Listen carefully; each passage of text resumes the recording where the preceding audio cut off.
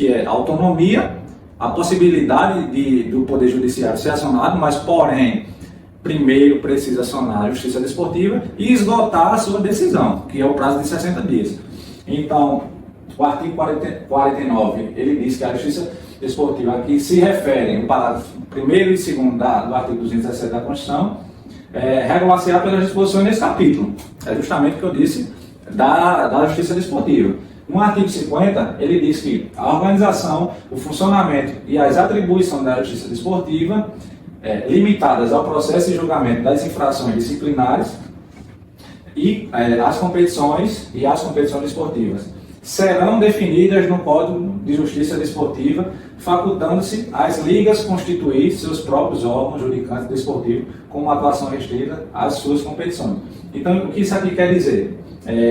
A Justiça Desportiva ela vai tratar sobre a organização, disciplina. Eu deixei destacado aqui para vocês sobre infrações disciplinares e as competições desportivas, sobre disciplina e toda competição que envolve essa matéria. Então serão definidos pelo Código Brasileiro de Justiça Desportiva, que a gente vai tratar logo mais e você vai entender como é que funciona. E o parágrafo 4º ele diz: compete às entidades de administração do desporto promover o custeio do funcionamento dos órgãos da Justiça Desportiva que funcionam junto assim. Então, isso aqui quer dizer o quê?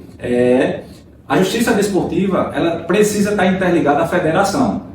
Veja aqui, compete às entidades de administração do desporto, seja nacional ou regional. Se for nacional, vai estar vinculado à CNRD, o STJD, como foi falado anteriormente.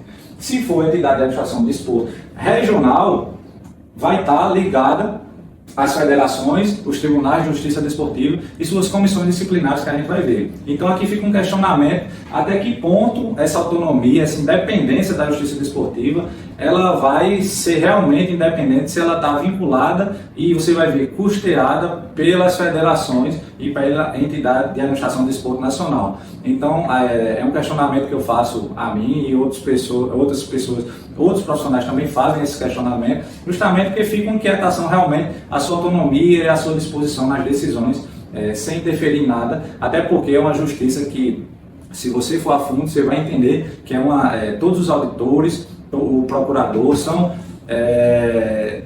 pessoas que não recebem para trabalhar ali. Então, é uma justiça que você, às vezes, fica se questionando se realmente existe uma decisão certa, mas que todas as indicações são respeitadas, as condutas,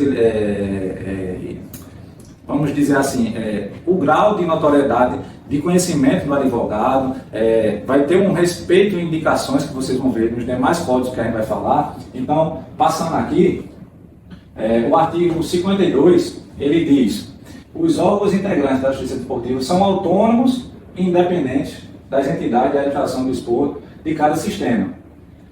Justamente o que eu tinha falado. O artigo 52, ele regulamenta que são autônomos e independentes.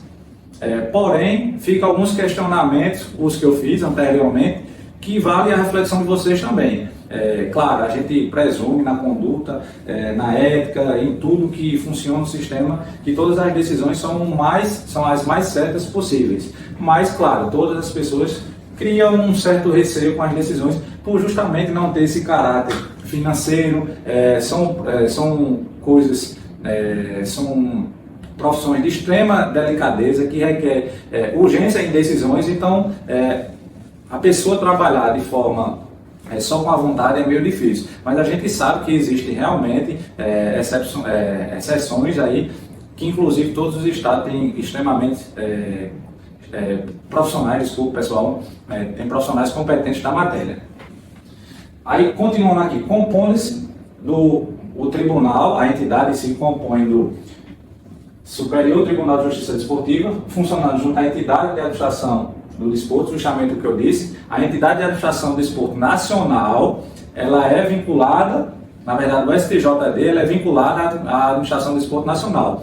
E a entidade de administração, que o próprio artigo diz aqui, a regional, ela disciplina os TJDs e as comissões. Vamos dizer que as comissões disciplinares são membros, julgadores, membros que eu digo assim, são comissões com auditores e procuradores, pode ter uma primeira comissão, uma segunda comissão disciplinar, e dali também ter todo o seu julgamento sem interferir exatamente no Tribunal de Justiça, no Pleno.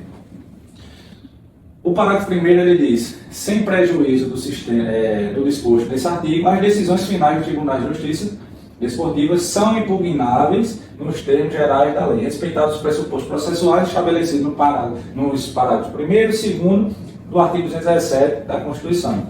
Novamente ele diz aqui, parágrafos 1º e 2º do artigo 217 da Constituição, que só pode acionar o Poder Judiciário após acionar a Justiça Desportiva, respeitado o início e o fim da decisão no prazo de 60 dias. Então, se você levar para o Poder Judiciário, as decisões que forem acatadas lá não vão interferir nos procedimentos gerais das competições pela decisão da Justiça Desportiva. Então, isso é muito importante, pessoal, para que vocês entendam. O parágrafo 2º, ele diz: o recurso ao Poder Judiciário não prejudicará os efeitos desportivos validamente produzidos em consequência de decisão proferida nos tribunais de justiça desportiva. Justamente o que eu comentei aqui para vocês. O Poder Judiciário, ele está ali para realmente resguardar a ampla defesa, o contraditório, um direito líquido e certo, possível direito líquido e certo, uma violação de direito, mas ela precisa respeitar a justiça desportiva e suas decisões. Então, pessoal, essa aula eu acho que foi muito importante aqui para vocês entenderem todo o funcionamento da justiça desportiva, as normas que vocês precisam respeitar, estudar de verdade e todos os conceitos básicos da Constituição e dos códigos. Espero que vocês tenham gostado. Um forte abraço.